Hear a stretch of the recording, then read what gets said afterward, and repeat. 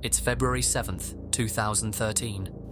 At a go-kart circuit in the Turkish town of Adapazarı, one of the racers comes into a corner and suddenly loses control. The kart collides with the barriers, bringing the ride to an abrupt end. But what unfolded in that moment was unlike anything anyone at the track expected.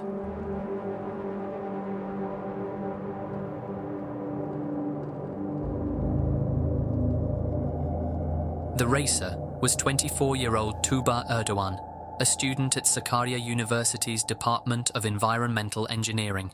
She had gone to the track that afternoon at around 1:30 p.m. with friends at a circuit located inside a shopping mall near the Istanbul highway. Tuğba climbed into the cart and pulled the safety belt across her body. Instead of fastening it the way it was meant to be worn, she looped it around her neck. She was also wearing a scarf, something that was banned on the track but still allowed to slip by. After completing a few laps, Tuğba entered a corner and suddenly lost control of the cart. It veered off its line and struck the barriers. In that moment, something tightened violently around her neck. Witnesses later told Doğan News Agency that she had looped the belt across her throat, and with the force of the impact, it cut straight through. Others suggested that her headscarf may have been what became tangled. Either way, the result was the same. Tuğba was decapitated instantly. The cart continued to roll for several meters before coming to a stop, with CCTV cameras recording every single moment. Her friends, who had been watching from the sidelines, could only look on in shock. What was meant to be an afternoon at the mall had ended in one of the most horrific accidents ever captured at a track like this. An investigation was launched immediately after the accident. Tuğba's body was sent to Istanbul for an autopsy at the Forensic Medicine Institute, while police began examining the track. The operator of the circuit was taken into custody, and the business itself was shut down. The Turkish Motorsports Federation quickly released a statement distancing itself from the case, saying that commercial tracks like this one weren't under its authority. They explained that while they occasionally offered guidance, this particular track had never asked for consultation. For Tuğba's father, Süleyman, these statements meant little. Speaking publicly, he blamed the lack of safety measures for his daughter's death, pointing out that no helmet was provided, no warning was given about her scarf, and that even the cart itself was missing basic protections. He also claimed that a year earlier, another girl had nearly died in a similar incident at the same track when her hair was caught in the machinery. She survived, but nothing had changed.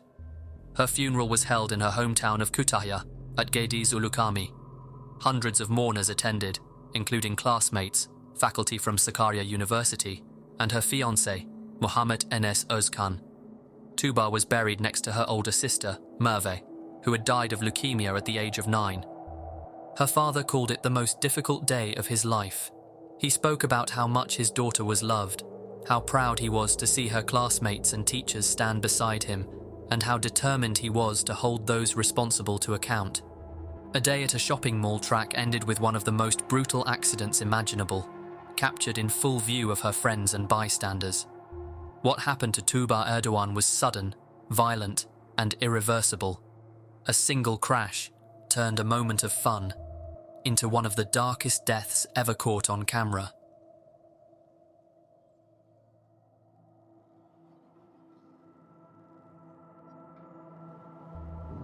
In the Indian state of Odisha sits Duduma Waterfall, a spot known for its height, its violent currents, and the constant flow of visitors who come to watch from the rocks below.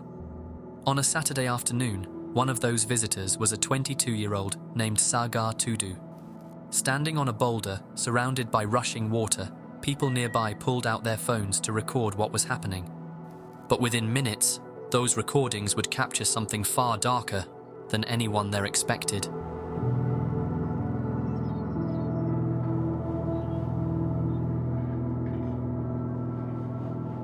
Sagar Tudu, also known online as Sagar Kundu, was a 22-year-old from Berhampur.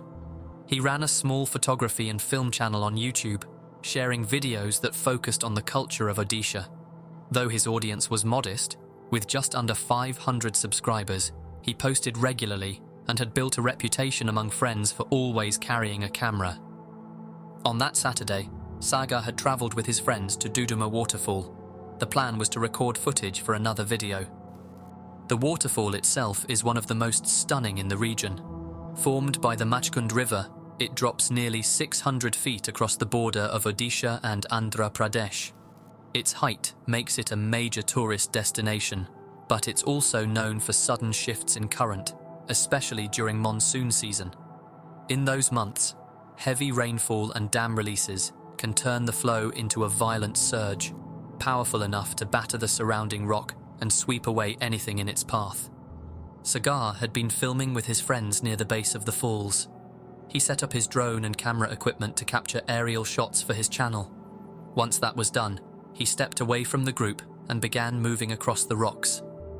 He climbed onto a boulder in the middle of the stream, while the others stayed on the bank. They called out to him, warning that the water level was rising, but he remained in place. At about 4:30 in the afternoon, the Machkund Dam released close to 2,000 cusecs of water, or around 28 litres of water per second. The stream around the boulder thickened almost instantly. His friends scrambled to throw a rope, hoping to pull him back before the surge closed in. For a few moments he managed to hold on, but the surge kept rising. Then, in front of his friends, the current pulled him from the rock and carried him out of sight. The rope never reached him, and he was declared missing immediately. In the days after the incident, a large search was launched. Police, fire crews, disaster response teams, and locals all took part. But conditions made the work difficult. Heavy rain and rough terrain slowed the operation, and the strong current made it dangerous to enter the water. Officers confirmed that a bag containing batteries and other equipment had been found, the same items Sagar had thrown to his friends before being pulled away. Rescue teams asked that the dam gates be closed so the water would recede, but days went by with no sign of him. 10 days later, his body was recovered about 3 kilometers downstream near the Machkund Hydro Project by a group of fishermen. His remains were found in a badly mutilated state without the head. A mobile phone was also recovered from the site to help confirm his identity. For Sagar, the goal was simple: to capture footage striking enough to stand out on his channel. But in chasing that shot, he stepped into a current that left him no way back, with his final moments alive, being captured for everyone to see.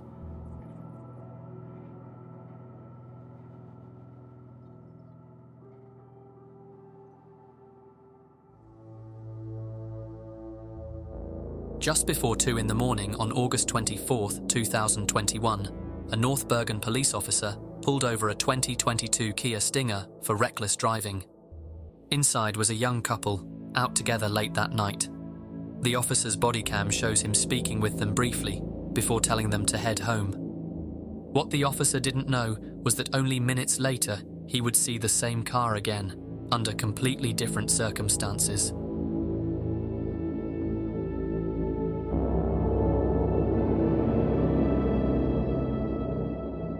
Luis Fernando Chavalos was 24 years old, a West New York native and graduate of Memorial High School. Friends described him as caring and charismatic, someone who put others before himself. Alexis Rodriguez was 27, from Bergenfield. She had graduated from Fairleigh Dickinson University and was known as ambitious and warm, still close with her family in Bergen County. On the night of August 24, 2021, the two met for their first date. They had dinner together on Tonnelle Avenue before heading out for a late-night drive in Luis's 2022 Kia Stinger. It was during that drive, at around 1:50 a.m., that a North Bergen police officer, Jon Nunes, pulled them over after noticing the car being driven recklessly through the area. Bodycam footage from the stop shows Alexis telling the officer it was her idea to be out so late. Luis, behind the wheel, is handed 3 tickets but treats the situation lightly, showing little concern for the warning he's given. The officer makes it clear, if anything happens on the road, the responsibility falls on the driver. Just gotta let you know everything's being audio video recorded, right? Yeah. Reason for this. The thing is, the car is new, so I don't really have registration. You have the temporary one that they give you with the template. Yeah, and So that's your registration, right? Yeah. The reason for the yours. That kid was speeding so bad, he almost hit another kid in a bike. I know. That's why I stopped him. He almost hit me too. Ma'am, that's why I stopped him. Have a nice night, okay? Yeah, that's why I'm stopping you for reckless driving, careless driving, speeding, and the lights you ran, okay? You were doing at least 100 on Kennedy Boulevard. All right, man? You almost struck my car because I was making a right turn. All right? You don't have a driver's license? I do. I mean, I have that for now. I'm still waiting for the new one to come in. Okay, but do you have a driver's license? Yeah, I do. You sure? Yeah. Okay. All right, man. Here's your documents. Thank you. I'm sorry, we're on a first date, me and him. That's fine, but Sorry. almost killing each other is No, not the 'cause way we're to trying start rush on a back first to his date. apartment because it just got really carried away. I'm sorry. I know. It's my fault. It's really my fault. I swear. It's not your fault, because if No, he gets it into an is. accident, it's his fault. No, it's my fault. Listen, 'Cause I was you're getting 3 really tickets. I could have gave you a excited. lot more, okay? You're not even supposed to be driving at this time because you have a provisional license. Oh my God. So it's you're my getting fault. reckless. I didn't give you speeding. I'm giving you that break, all right? It's my fault. You got reckless, the traffic light that you ran, and for driving after hours. All right, man? Thank you. Get home safe. appreciate you. Thank you for that. At around 2:13 a.m., only 15 minutes after the stop, the same Kia Stinger reappeared on routes 1 and 9 in North Bergen. The stretch of highway runs beneath the Patterson Plank Road overpass, an industrial area where freight trucks move in and out throughout the night. The car slammed into a tractor trailer that was backing into a delivery entrance for Pat LaFrida meat purveyors. The impact tore the roof completely off the Kia, leaving the vehicle mangled beyond recognition. After the collision, it carried forward another 30 to 40 feet before finally coming to a stop. When responders arrived to the scene, it was John Nunez, the same officer who had pulled them over just minutes earlier, who arrived first. His disbelief is visible as he approaches what remains of the vehicle, forced to process the fact that the same people he had just spoken with were now gone.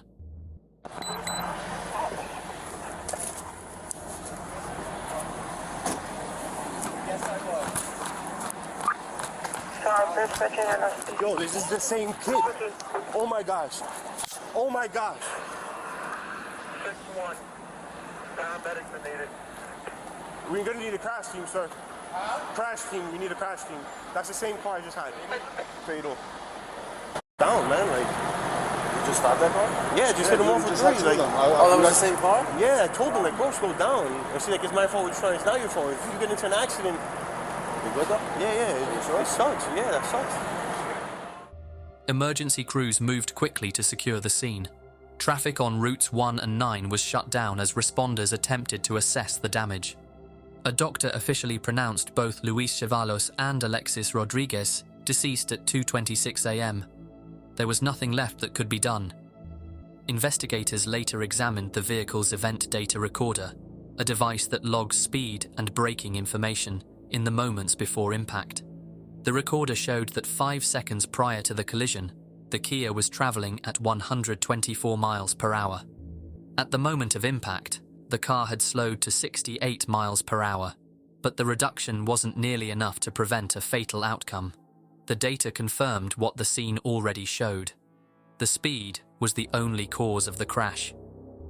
What began as a first date ended on the highway, their lives cut short in the wreckage of a car that had been warned only minutes earlier to slow down.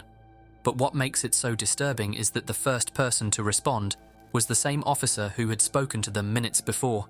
His warning had been their last, and it wasn't taken seriously. It's impossible to know what was going through Luis's mind in those final moments, whether the speed was meant to impress or just the thrill of driving a fast car on empty roads. But whatever the reason, the price of it all was their lives.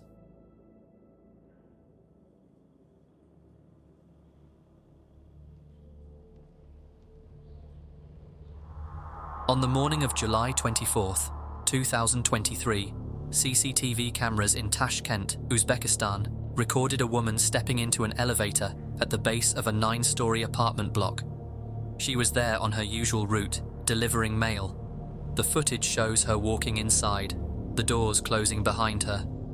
But what she and no one else would know is that this was the last moment she was ever seen alive again.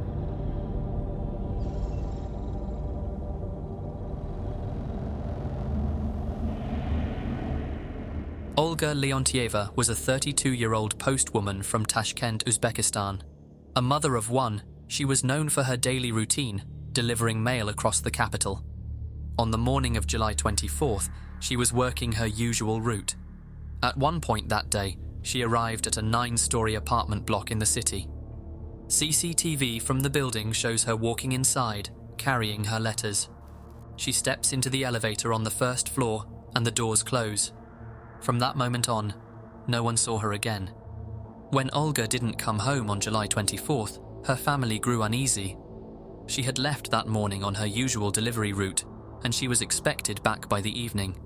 But the day passed, and she never returned. At first, her relatives tried to convince themselves there was some reason for the delay. Maybe she had been assigned extra work, or maybe she had gone to visit a friend. But as night turned to morning, and still no one had heard from her, that hope began to fade. The next day brought no change. Her phone didn't ring, her colleagues had no explanation, and no one in the neighborhood where she delivered mail reported seeing her. By July 26th, 2 full days after she had vanished, her family went to the authorities. Olga was reported missing, and police began their search. Officers retraced the route she was supposed to take. They visited the apartment blocks on her list. They spoke with residents. They checked for anyone who might have seen her. Nothing turned up. Her disappearance made no sense. There was no sign of a struggle. She had simply stopped being there, as if she never existed. For 3 days, her family waited for news. Every possibility was considered. Every lead was checked. Yet the truth was far closer than anyone imagined. Olga had never left the building. Inside the same apartment block where she had stepped into the elevator, her body was discovered. Inside, she had cried out for help, but no one heard her. She was trapped inside for 3 whole days. The alarm inside the elevator didn't sound, and investigators later confirmed that the safety system wasn't working at all. At first, some residents blamed a power cut, but the regional electricity company said there were no outages that day. Officials stated the elevator had been in use, but it had a history of regular technical problems. The investigation found something else. The lift wasn't even registered with the authorities. It was a Chinese-manufactured system, operating in the building without oversight. By the time the doors were opened on July 27th, Olga had been trapped for 3 days. What makes Olga's death so disturbing is how ordinary the moment was. She wasn't in a dangerous place, nor was she taking any sort of risk. She stepped into an elevator, something thousands of people do every single day without a second thought, and was never seen alive again. For 3 days, she cried for help, unheard and unseen, until she was found inside the same lift she had entered on her rounds. She was 32 years old and leaves behind a 6-year-old daughter who will grow up without her.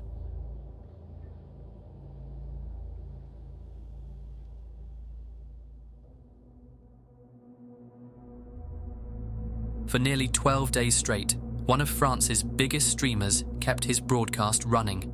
The camera never switched off, the audience never left, and thousands of viewers tuned in at all hours, watching as the days blurred into nights and the nights stretched back into days. But what they were watching was not entertainment in the usual sense, but something else entirely, now remembered as one of the most disturbing live streams ever.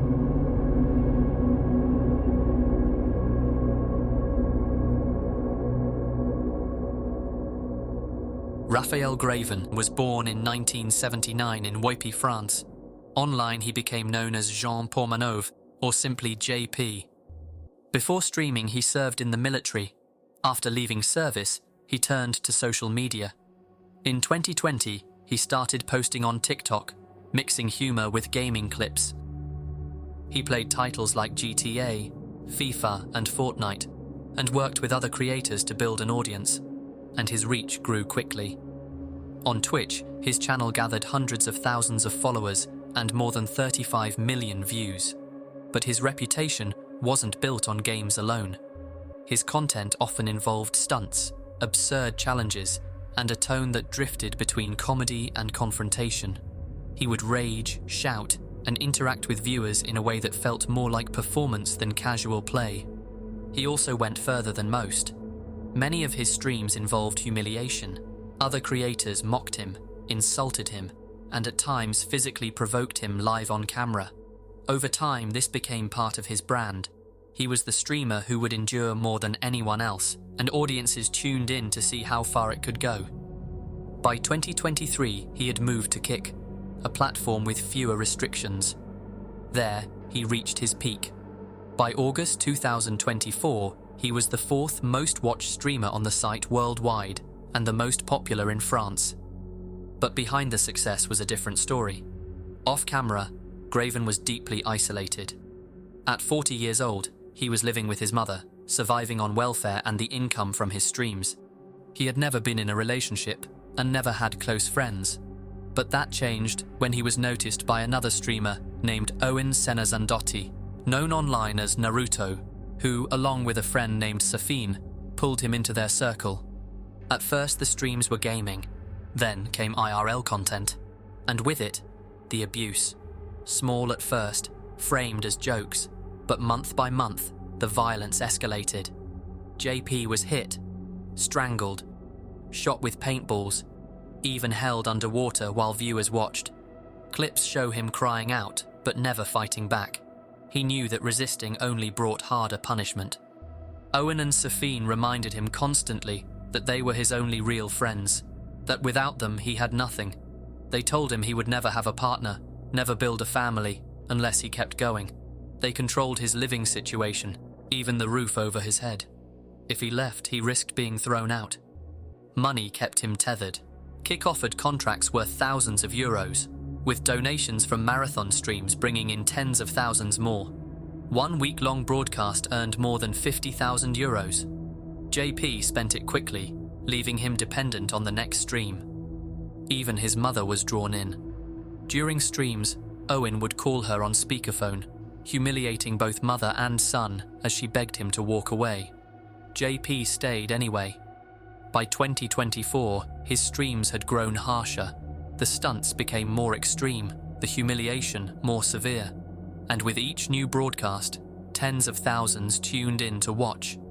And eventually, it crossed into something that couldn't be undone.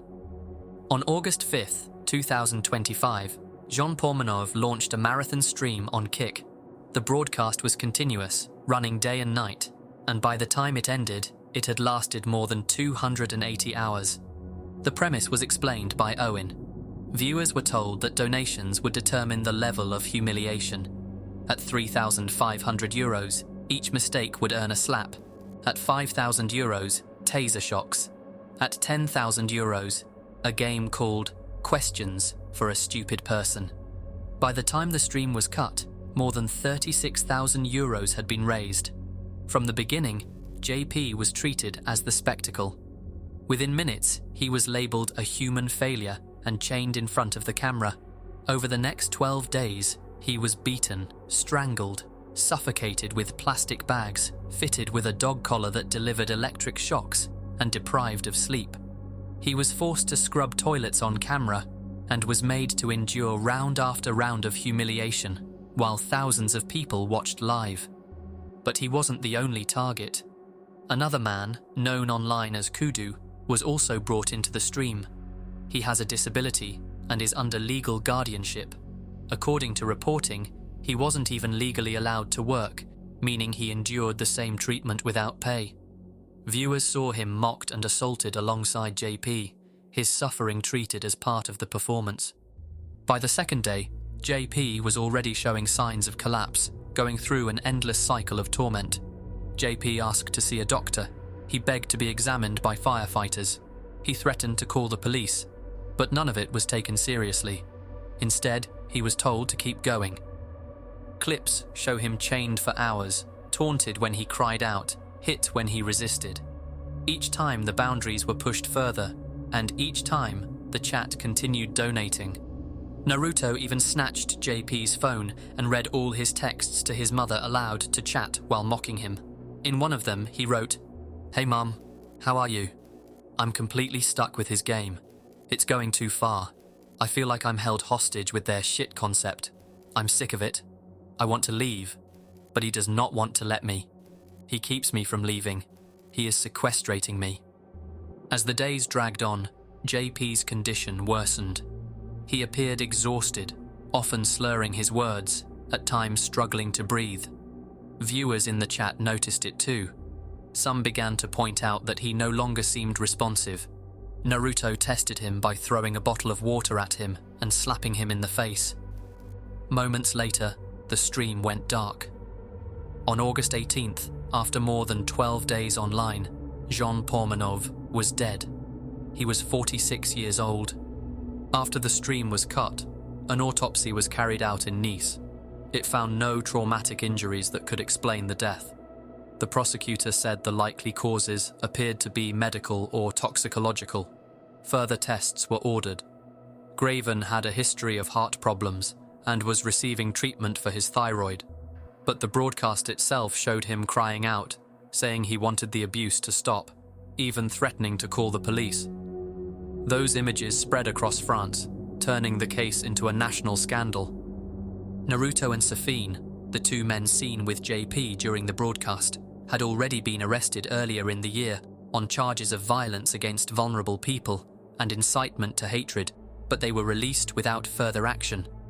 After JP's death, their lawyers again denied responsibility, with Naruto's lawyer claiming his client was the target of a cyberbullying campaign. For Jean Pormanov, streaming had become a trap. What was framed as content, as entertainment, was nothing more than abuse broadcast for profit. Every slap, every shock, every humiliation was paid for by an audience that kept pushing him further. In the end, his final moments weren't private. They were captured live, as viewers laughed, donated, and pushed him to the end, until his body could no longer endure it.